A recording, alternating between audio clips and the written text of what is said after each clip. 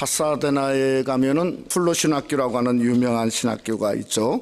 총장으로 섬기시는 마크 레버튼 박사라고 하시는 분이 얼마 전에 세미나에서 오늘날 현대교회의 가장 긴급한 소명은 예수님의 제자로 사는 거다는 말을 하게 되었습니다. 그분의 논조는 이렇습니다. 그동안 2000년 동안 서구 문명은 기독교를 통해서 왔는데 더 이상 서구 문명이 기독교를 신봉하지 않는다 하는 겁니다. 그래서 결국은 현대교회마저 그 정체성을 상실하게 되었다는 거죠. 그런데 정말 예수님을 따라 살려고 하는 어떤 제자들의 몸부림도 정체성과 함께 사라져 버리게 되었다는 겁니다. 근데 오늘날도 우리 하나님은 정말 교회에서 진정한 제자도를 가진 그러한 그리스도인들을 하나님은 원하고 있다고 하는 내용을 보면서 참 큰 공감을 했습니다. 저는 이것이 초대교회와 현대교회의 다른 점이라고 생각합니다. 초대교회를 보면 이 예수님의 제자가 되고 제자도를 따르는 것에 목숨을 걸었습니다. 그러니까 제자의 길을 걸을 수만 있다면 사도 바울은 이렇게 고백했죠. 빌립보서 1장 20절로 21절에 보면 공동번역에 이렇게 번역했어요. 살든지 죽든지 나의 생활을 통틀어 그리스도의 영광을 드러내는 것입니다. 나에게는 그리스도가 생의 전부입니다. 그러니까 제자도라는 건 뭔가 살든지 죽든지 나의 삶을 통해서 우리 주님께만 영광 돌리는 거고, 어떻게든 예수 그리스도만을 따르는 게 삶의 전부임을 믿고 따르는 그런 제자도가 오늘날 우리 교회도 여러분을 통해서 드러나시기를 주님의 이름으로 축원합니다. 오늘날 교계를 보면 참 다르다는 생각을 합니다. 교계 전체가 추구할 것이 뭔가 초대교회처럼 제자도를 추구해야 되는데 뭘 추구하냐 보면 결국은 파워죠. 힘, 권력, 교권.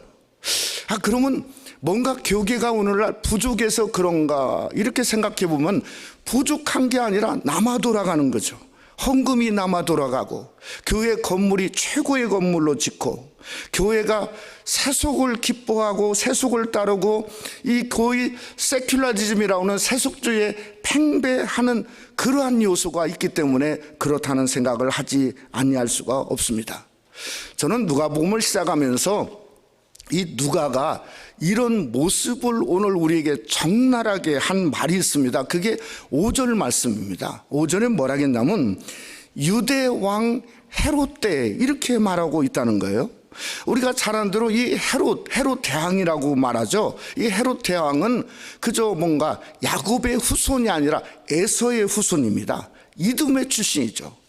그러니까 이 야곱의 후손, 즉 유대 나라의 그가 에서의 후손이 왕으로 등극하기까지 얼마나 권모술수를 많이 행하고 심지어 자기 가족을 전부 죽이고 그것뿐만 아니라 수많은 사람을 죽였는지 모릅니다. 그래서 왕이 되었다는 거예요. 그런데 마태복음 2장에 보면 동방박사들이 그것도 모르고 예루살렘 헤롯 왕에게 찾아가서 뭐라고 말했죠? 유대인의 왕으로 태어나신 이가 어디 계시뇨? 내가 경배하. 헤롯이 깜짝 놀랐죠. 깜짝. 그래서 마태복음 2장에 보면 베들레헴 지경에 있는 2살 아래의 아이들은 전부 죽였다, 이렇게 성경은 말씀하고 있다는 거죠. 또 헤롯이라는 사람이 정말 유대인들의 환심을 사기 위해서 어떤 일을 했는가? 그 자신이 스스로 유대교로 개종했어요. 그리고 성전을 지었어요. 소위 말하는 예루살렘 성전, 소위 헤롯 성전을 지었는데 요한복음 2장에 보니까 46년을 중건해 엄청난 성전을 지은 거죠. 그런데 그 성전 안에 뭔가 그저 요한복음 2장에 보면 완전히 돈 바꾸고 짐승 팔고 하는 정말 시장 그저 모습으로 똑같이 성전이 변하게 되었고, 심지어 거기서 배출진 제사장들도 가야바, 안나스, 예수님을 십자가에 잡아 죽인 장본인들 아닙니까? 그런 사람들이 배출되었어요. 그 당시는 여러분 구약성경 말라기 이후에 400년 동안의 암흑시대였어요. 그러니까 그 암흑시대의 정점이 어디였냐? 바로 오늘 성경에 유대왕 헤롯 때였다고 성경은 우리에게 말씀하고 있다는 거죠. 그러한 이 유대왕 헤롯 그때에 그런 영적인 암흑을 깨트릴 제자도의 한 가정을 오늘 누가는 우리에게 소개하고 있다는 겁니다. 그게 누굽니까? 사가랴와 그의 아내 엘리사벳이었다고 성경은 말씀하고 있습니다. 여러분 6절에 보면 뭐라고 말했죠? 이 두 사람은 하나님 앞에 의인이더니, 그러니까 엄청난 터닝포인트, 전환점이죠. 그래서 하나님 앞에 의인된 이 두 사람을 통해서 세례 요한이 태어나게 되었고, 세례 요한이 예수님의 오신 길을 예비하고 예수 그리스도의 복음을 드러낼 그러한 놀라운 하나님의 의인이 암흑기 정점 속에서, 그 어둠 속에서 빛을 발하고 있다고 성경은 우리에게 말씀하고 있다는 겁니다. 여러분, 의인은 세상이 어두우면 어두울수록 더 환하게 빛나게 되어 있습니다. 그러니 의인의 가정은 말할 것도 없습니다. 세상이 혼란하면 혼란할수록 그 가정은 더 아름답고 하나님 보기에 놀랍다는 거죠. 어떤 면에서 그렇습니까? 섬김에서 그렇다는 거예요. 섬김에서 그들만 빛나고, 섬김에서 뭔가 하늘의 문을 여는 놀라운 역사가 바로 사가랴의 가정을 통해서 일어났다는 겁니다.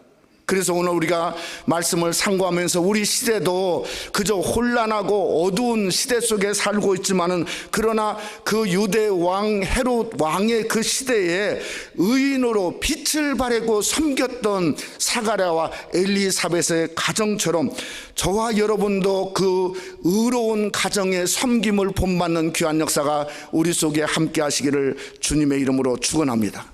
오늘 말씀을 상고하면서 그 두 사람 의인들의 섬김을 통해서 우리의 섬김도 하나님 앞에 인정받고 칭찬받는, 정말 더 보기에 아름다운 의인의 귀한 섬김이 말씀을 상고하는 저와 여러분 속에 이 시간에 함께 하시기를 주님의 이름으로 축원합니다. 첫째로 사가랴의 가정은 하나님 앞에 서 있는 가정이었습니다. 제가 얼마 전에 기독교 웹사이트를 보다가 어느 사진을 하나 보았는데 깜짝 놀랐어요. 그 사진엔 누가 있냐면, 여러분 지미 카터 대통령 아시죠? 이 지미 카터 대통령이 있는데 완전히 왼쪽 눈이 그냥 멍이 들었어요.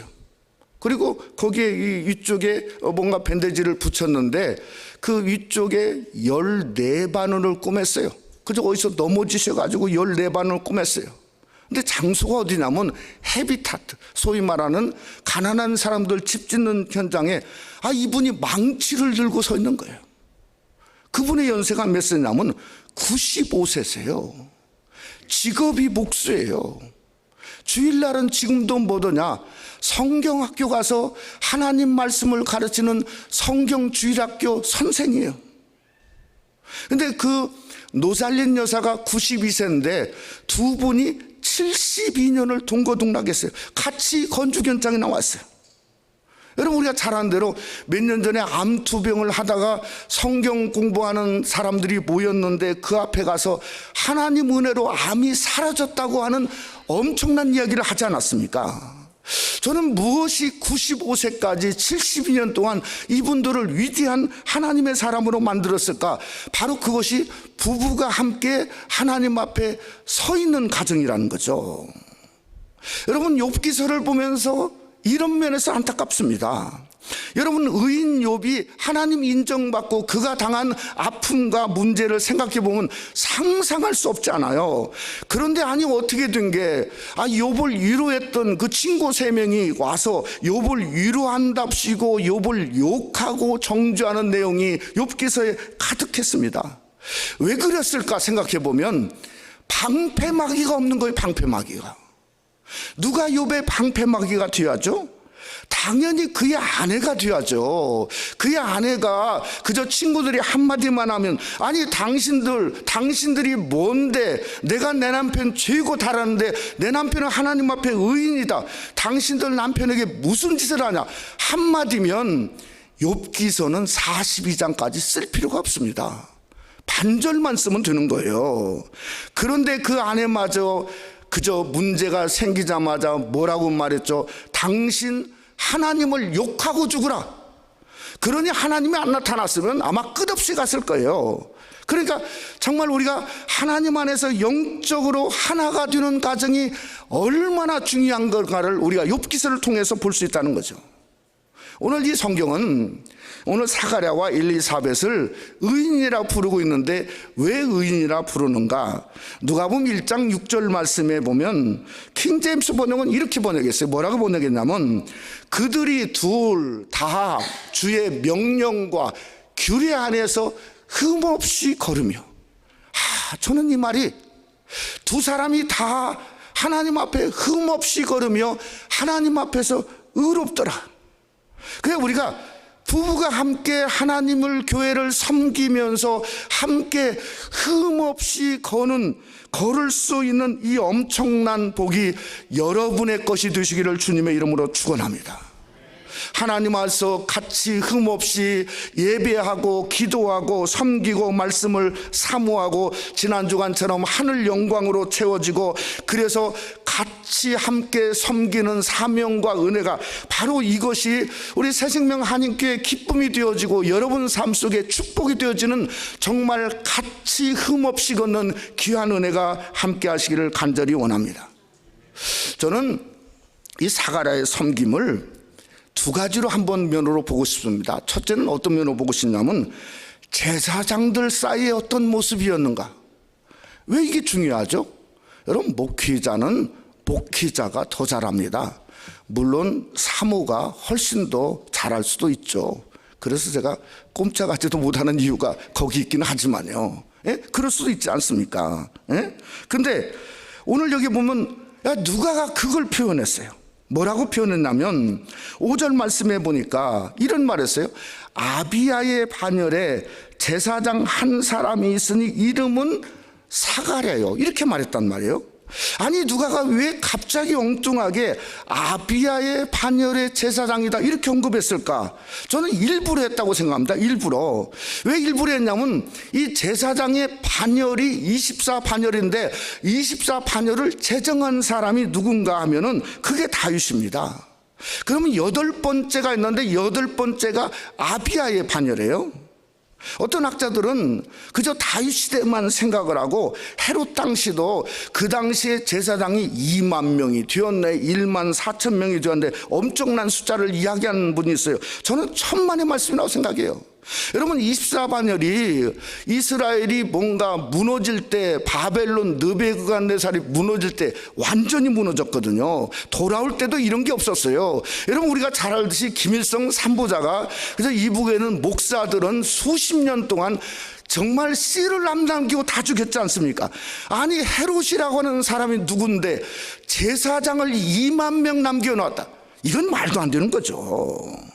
그러면 왜 누가가 아비야의 반열이라고 이야기했는가?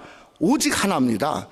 3절에 그 모든 근원, 뿌리를 얘기하려고 그래요. 그러니까 스가랴라고 하는 사람의 뿌리는 아비야의 반열에 있었다 하는 후손이었다 하는 것을 얘기하려고 하는 게 첫 번째 이유고, 두 번째는 신앙의 뿌리를 얘기하는 거예요. 신앙의 뿌리. 신앙의 뿌리가 뭔가 하면 그가 제사장으로서 24반열을 세운 다윗의 뿌리와 마음을 가진 사람이었다 하는 것을 얘기하려고 하는 거예요. 그러니까 다윗의 마음과 뿌리를 가진 제사장 사가랴를 통해서 누가 났냐? 역시 세례 요한이 그 의로운 마음을 가진 것을 세례 요한이 그저 났다, 이것을 이야기하려고 하는 겁니다. 계속해서 성경은 말하죠. 다윗의 뿌리에서 예수가 나셨고, 누가복음 2장에 보면 그저 다윗과 같이 목동 목자들만 생각하고 밤에 그저 뭔가 양떼를 지키는 목자의 동네를 향해서 누가복음 2장에 11절을 뭐라 하죠? 오늘 다윗의 동네에 너희를 위하여 구주가 나셨으니 곧 그리스도 출신이라. 여러분 무엇을 말합니까? 저와 여러분이 사가랴의 마음이 다윗의 마음이었듯이 우리도 다윗의 마음을 갖자는 거예요. 섬김에 주님만을 사랑하고 주님만을 기뻐하고 주님만을 나의 전부로 생각하는 걸 통해서 그의 후손이 세례 요한과 같이 하나님의 놀라운 일꾼으로 될 수 있다 하는 그러한 마음을 우리에게 말씀하고 있다는 거죠. 두 번째는 백성들 사이에서 어떤 섬김의 평가가 있었냐 하는 겁니다. 오늘 사가랴가 하나님 성전에 분향하러 들어갔습니다. 그랬더니 10절은 특별한 말을 기록하고 있습니다. 뭐라고 10절에 기록하죠? 모든 백성은 그 분향하는 시간에 밖에서 기도했다. 아니, 얼마나 많은 사람이 왔으면 성경은 모든 백성은 사가랴가 기도하는 시간에 밖에서 분향했는가? 왜 그러죠? 백성들도 사가랴가 누군가를 알았어요. 저분이야말로 의인이고 저분이야말로 기도하는 종이고 저분이 하나님께 분향하는 건 진짜 하나님께 분향하니까 말하지 않아도 백성이 동서남북에서 모여들어서 그 분향하는 시간에 함께 하나님 앞에 기도했다고 하는 겁니다. 여러분, 이걸 생각해 볼 때 어두움의 문제가 아니라 빛을 발해야 되는 성도가 어두움 속에 빛을 발하지 못하는 게 문제라고 하는 거 아닙니까? 오늘날 어둠, 오늘날만 어둡습니까? 예전에는 훨씬 더 어두운 때가 있었습니다. 어두우면 어둘수록 의인들은 빛을 발해야 되는데 빛을 발할 성도가 빛이 비춰지지 않는 겁니다. 진짜 의인이라면 어두울 때 빛이 더 빛날 수 있어야 돼요. 여러분, 잠언 13장 9절에 성경은 우리에게 분명히 말합니다. 뭐라고 말하죠? 의인의 빛은 환하게 빛나고 악인의 등불은 꺼진다 그래요. 빛이 안 나면 그건 사람 속에서 의인이에요. 그러니까 하나님 보기에는 악인이나 똑같다는 거죠. 우리가 하나님 앞에서 의인이, 사람 앞에서 의인이 아니라 하나님 앞에서 의인 되시기를 주님의 이름으로 축원합니다. 정말 다윗처럼 하나님을 사랑하지 않고는 견딜 수 없는 그러한 의인 되시기를 원합니다. 사가랴처럼 하나님 앞에나 사람 앞에서 바로 서 있는 귀한 종, 그러한 의인의 아름다운 섬김이 저와 여러분 우리 새생명 한입교회를 통해서 우리의 섬김이 바로 그런 섬김으로 드러나시기를 주님의 이름으로 축원합니다. 두 번째로 사가랴의 가정은 기도하는 가정이었습니다. 얼마 전에 어느 기사를 읽다가 일본 정치인이 우리 한국에 와서 한 한마디의 말이 제 마음에 너무 시원했어요. 진짜 마음에 닿았어요. 그분은 이런 말을 했습니다. 일제 강점기를 이야기하면서 뭐라고 말했냐면, 사과라고 하는 것은, 그러니까 용서를 구하는 사과라고 하는 것은 피해자가 이제 됐다, 그만해라 할 때까지 하는 사과가 진짜 사과라는 거예요. 너무 시원하죠. 예? 이게 우리나라에서 이제 당신들 더 이상 사과해도 안 돼, 이럴 때까지 하는 게 진짜 사과라는 거예요. 그 말을 한 사람이 일본 총리였습니다. 총리 하토야마 유키오라고 하는 총리였어요. 참 이분이 너무 궁금해서 도대체 이분이 어떻게 이런 말을 할 수 있었을까 생각을 해보니까 지난 주간에 한국의 어느 합동측 교회 새 에덴 교회라고 하는 교회에 와가지고 거기서 교회에서 연설을 하고 또 목사님들과 함께 손을 붙잡고 자기를 위해서 기도받고 갔어요. 크리스찬이었다고요. 근데 이분만 크리스찬이 아니고 하토야마 유키오만 크리스찬이 아니고 그의 아내는 먼저 예수 믿는 자예요. 먼저 된 크리스찬이고 그의 할아버지는 일본 목사였다는 거예요. 그러니까 여러분 한번 생각해 보면 일본이나 한국이나 바로 서는 건 뭔가 예수님밖에 없습니다. 예수님밖에 없어요. 하나님 앞에 바로 서 있는 사람들을 통해서 나라들이, 문제들이 해결되는 겁니다. 하나님 앞에 바로 서 있으면 바로 보죠, 바로 깨닫죠, 바로 문제를 해결할 수 있는 그러한 말 한마디가, 아니 그저 미국에 있는 저까지도 저렇게 시원한 말을 할 수 있는, 이러면 문제의 해결점이 될 수 있는 거죠. 예수님밖에 없는 거죠.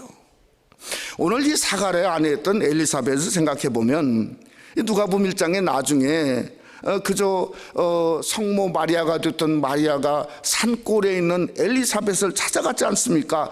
그런데 그 뱃속에서 있는 그 요한까지 나중에 세례 요한이죠. 그 있는 그가 성령이 충만해서 누가복음 1장 43절에 보면 뭐라고 이렇게 말했냐면, 내 주님의 어머니가 나를 찾아오다니 이 얼마나 영광스러운 일인가. 그러니까 아내도 똑같다는 거죠, 남편처럼. 저는 우리 새생명 한인교회 여자 성도님들에게 말씀하고 싶습니다. 주님을 바로 섬기시기를 주님의 이름으로 축원합니다. 정말 성령 충만하고, 정말 여러분이 주님 바로 섬겨서 남편도 바로 섬기고 가정도 바로 섬기고 주님 사랑하고 기뻐하시는 그러한 모습이 바로 하나님이 기뻐하시는 엘리사벳이었고, 우리 교회 여성도들이 되시기를 주님의 이름으로 축원합니다. 오늘 성전에서 섬기는 사가랴에게 천사 누가 나타났죠? 가브리엘이 나타났어요. 이 가브리엘을 얘기하면 하나님의 능력과 권세를 지닌 하나님의 종이다. 그러니까 천사장 미가엘과 동급격으로 이렇게 생각을 우리가 합니다. 근데 이 가브리엘은 자기 자신을 그렇게 평한 적이 없어요. 뭐라고 평했냐면 오늘 19절에 보니까 이렇게 평했어요. 나는 하나님 앞에 서 있는 가브리엘이다. 참 은혜가 되더라고요. 은혜가 돼요. 하나님 앞에 서 있는 가브리엘이다. 서 있다는 말을 헬라어로 파리스템이라 이렇게 부르고 있는데요. 이게 뭐냐면 옆에서, 파라라는 말이 옆인데 옆에서 섬기고 있는 도움이라는 거예요. 그러니까 하나님 옆에서 자기는 아무것도 아니에요. 그냥 가라면 가고 말하라면 말하고 그저 일하라면 일하는 거예요. 그냥 옆에서 무엇이든지 하나님 말씀은 아멘하고 섬기는 종, 그것이 하나님 앞에 서 있는 자란, 서 있는 자. 우리도 그러니 서 있는 자가 돼야죠. 여러분, 뭔가 그 섬김의 역사가 어디서 일어나게 됐냐면 사가랴도 함께 향단에 있으니까 섬기는 그 섬김의 장소 바로 성전에서 두 분이 만난 겁니다. 그래서 성전은 어딘가 우리가 하나님을 섬기는 곳이에요. 하나님을 섬기다 보면 천사를 경험하고 하나님을 경험하고 하나님을 섬기다 보면 오늘 사가랴처럼 하나님이 그 간구를 들으시고 응답을 경험할 수 있다는 거예요. 그래서 13절에 천사가 그에게 이르되 사가랴여 무서워하지 말라, 너의 간구함이 하나님 앞에 들렸다고 말씀하고 있다는 겁니다. 그러면 우리가 하나님 앞에 성전을 섬기는 게 그냥 되는 것이 아니고 저와 여러분이 하나님 앞에 섬기면서 기도하는 그 기도를 하나님이 들으신다는 거죠. 여러분, 역대하 7장 15절로 16절에 보면 성전에 대해서 하나님은 이렇게 말씀하고 있습니다. 우리 한번 다 같이 한 목소리 한번 읽어보죠. 이제 이곳에서 하는 기도에 내가 눈을 들고 귀를 기울이리니 이는 내가 이미 이 성전을 택하고 거룩하게 하여 내 이름을 여기에 영원히 있게 하였음이라. 내 눈과 내 마음이 항상 여기에 있느니라. 어디에 있다고요? 성전에 있다는 거예요. 하나님의 눈이 성전에 있고 하나님의 귀가 성전에 있고 하나님의 마음이 항상 성전에 있으니 하나님의 중심 안에서 저와 여러분이 섬기고 부르짖고 기도한다는 거죠. 그래서 우리가 지난 한 주간 동안 초막절 새벽 성령 집회를 통해서 여러분께서 눈물을 흘리며 드린 기도를 우리 하나님은 기억하신 줄 믿으시기를 주님의 이름으로 축원합니다. 하나님은 우리의 부르짖음을 보기를 원하십니다. 듣기를 원하십니다. 응답하기를 원하십니다. 우리의 헌신을 하나님은 잊지 아니하신다는 겁니다. 여러분의 때로는 아픔도 주님을 향한 여러분의 헌신도 하나님은 기억하신다는 겁니다. 그래서 하늘 영광을 채우는 것처럼 하나님 우리 삶 속에 당신의 영광을 가득 채워주는 귀한 역사가 진정한 섬김과 기도를 통해서 여러분 속에 함께 드러나시기를 주님의 이름으로 축원합니다. 오늘 성경을 보니까 사가랴는 자기의 대를 이을 아들을 구했습니다. 근데 늦게 주셨습니다. 그런데 늦게 주셨는데 아들이 나온 게 아니고 세례 요한이 나왔습니다. 여자가 낳은 자 중에 가장 위대한 인물을 하나님이 주셨습니다.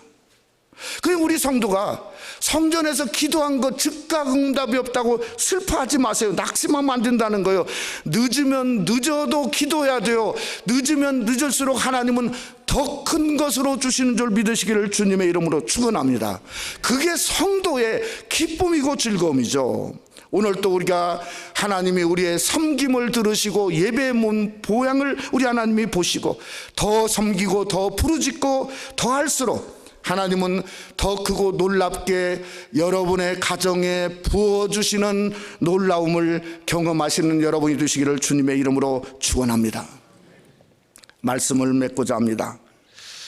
지난주 설교에 말한 것처럼 지난 금요일에 나구나 우주에서 하는 통곡기도회에 갔었습니다. 아침 10시에 모였는데 진짜 엄청 많이 오셨더라고요. 예? 근데 참 찬양도 참 좋았고요.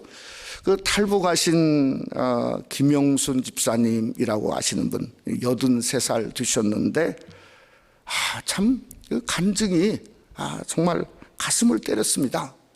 이분이 북한에 있는 공훈 무용 배우였다는 겁니다. 그러니까 북한에서 아마 최고의 그런 직위의 배우로서 있었던 것 같습니다. 그런데 어느 날 영문도 모르고 요독 수용소로라고 하는 곳으로 잡혀갔는데 그게 북한의 아우슈비츠나 똑같은 것이에요. 자기만 잡혀간 게 아니라 온 가족 7명이 다 잡혀갔어요.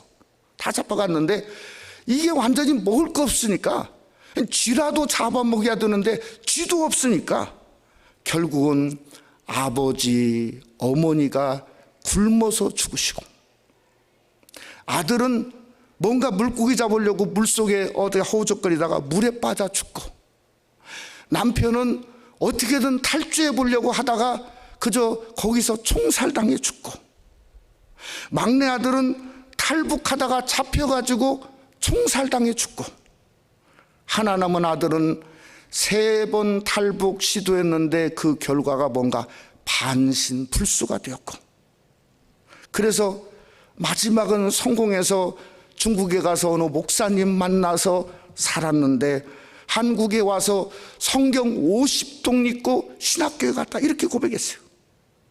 그러면서 울부짖어 말하기를 저 김부자 3사람이 내 가정을 완전히 발기갈기 찢어서 망가지고 뺏어서 짓밟았다.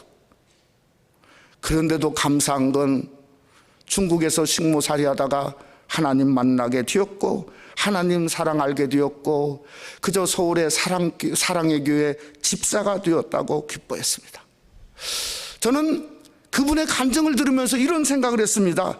와, 이런 아픔이 그저 이 사람만 있는 게 아니고 한국에 나와 있는 탈북자 32,000명은 똑같은 아픔. 그 가운데 죽어있는 사람은 말할 것도 없고 사랑하는 성도 여러분, 거기에 비해서 우리는 얼마나 오늘 감사합니까? 마음껏 예배할 수 있고 마음껏 찬양할 수 있고 마음껏 하나님의 성전을 향해서 하나님을 기뻐할 수 있다고 하는 사실은 그게 어메이징 그레이스죠. 그게 감사할 때 감사의 제목이죠. 그러니 우리가 예배를 소홀히 하지 말고 더 감사하고 더 기뻐하고 더 기쁨으로 찬양하고 더 감사의 달에 진실하게 하나님 섬기고 사가랴의 부부처럼 하나님 섬기듯 목표가 의인 가정 되어서 정말 함께 하나님 섬기고 예배함으로 말미암아 여러분의 섬김이 하늘나라에 상달되고 여러분의 간구가 하나님 앞에 상달되는 귀한 은혜와 축복이 감사의 달을 통해서 여러분 속에 함께 하시기를 주님의 이름으로 축원합니다. 아름다운 섬김이 복인 줄을 믿으시기를 주님의 이름으로 축원합니다. 우리 한번 기도하겠습니다.